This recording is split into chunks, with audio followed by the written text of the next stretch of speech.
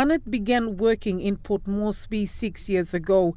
She just moved into this rental accommodation at one of the most expensive parts of Port Moresby, downtown Port Moresby. Town was considered safe for me, I would say.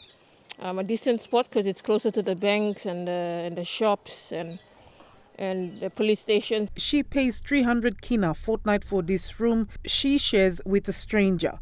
I have to share with another girl, and there's not so much privacy though, because where we're staying it's sort of like a dormitory setting, except that that's the only place I can afford to rent right now. I have no choice but to share with somebody else in the same room. About 40 girls are sharing the same ablution and the kitchen. Annette is one of many young Papua New Guineans who see no relief to the high rental cost in the short term. The costing is a main factor why a lot of people are still living with their parents at home. If rental accommodations could put it at a decent price, I'm sure we'd avoid circumstances like this. In the other parts of Port Moresby, many who work in town come looking for affordable accommodation in settlements like this. The housing standards vary and the largely informal housing market doesn't follow a standard regulation. Priscilla Siski lives in work settlement with her husband and 3 children. She says the high rentals and difficulties faced with living with relatives forced her to come here. Same house there. I'm live house. I'm more contain wara start to mika shop lo wara. I'm live have table and isa cook longan. All pigini sa sleep lo here.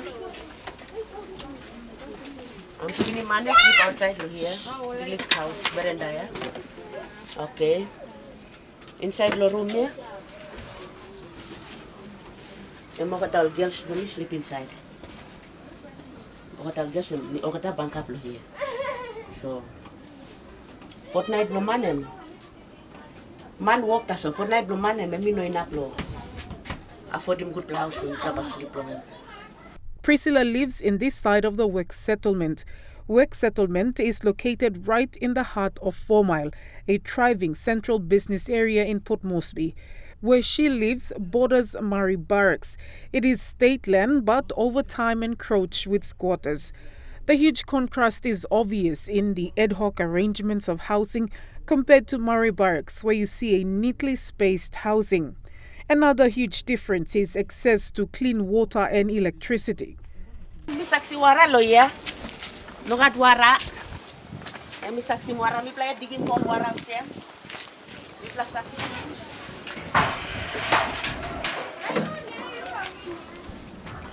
Kisi mo sem. Now me plus I use the toilet, wash, now washing clothes. The debate over the cost of rentals in Papua New Guinea has been ongoing since the 1990s, when there was a noticeable spike in accommodation needs in Port Moresby. After the housing giveaway scheme, the primary government housing provider, the National Housing Corporation, has lagged behind in any of its attempt to provide suitable, affordable accommodation for Papua New Guineans. The government has also been unable to stem the steady climb of accommodation cost over the 30 years. The National Housing Corporation policy is outdated, and we are currently working on it as we speak. You know, in the outset, let me be clear that we do have a housing crisis. That is an issue that you can see all over.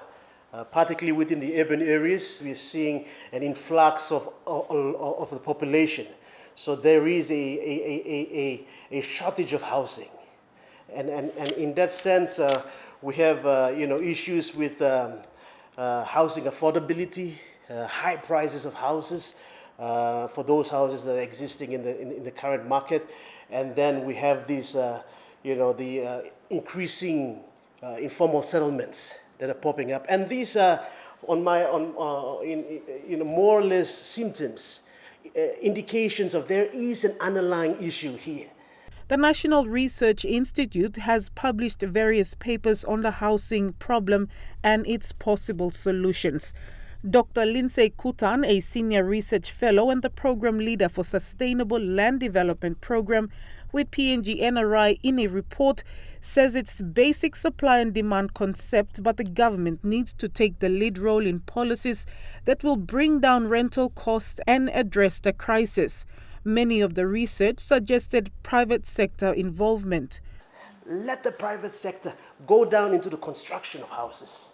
So those were the key, one of the key recommendations. But over time, from our research, we found that yes, the recommendations were endorsed by NEC, yet haven't been implemented. For Papua New Guinea, there are two key factors that restrict the reduction of rental prices and the purchase cost of houses: the availability of land and financing. Grappling with those issues in terms of shortage of state land for development purposes, particularly with housing construction and all that, which is also leading to the high prices and affordability issues.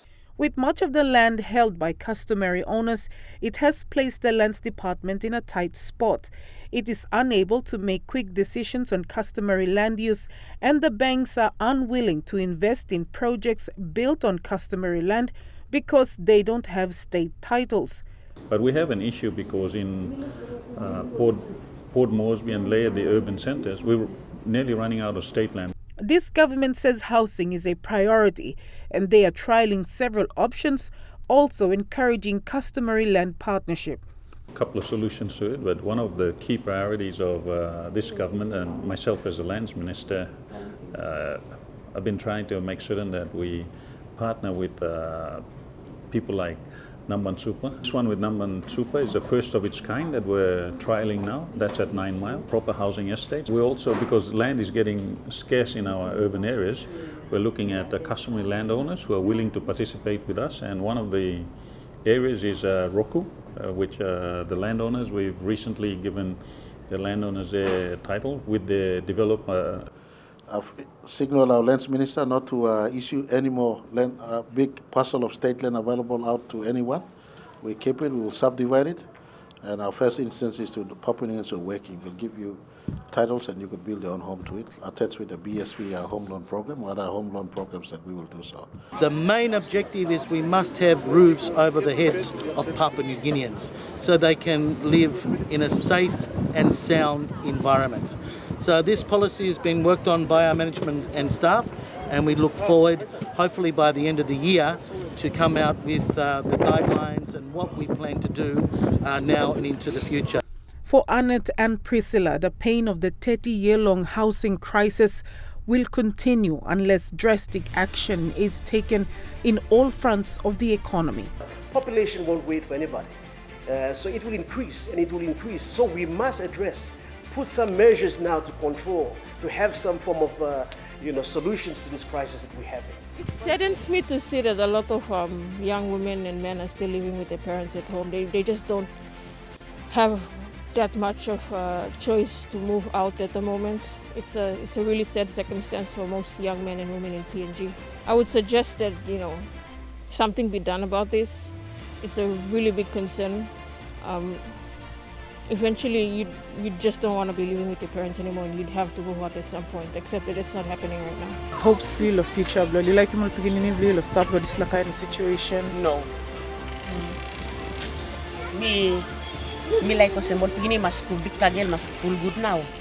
I must look how situation now life me been struggle or city. Life am so on them, so me like I'm changing way of our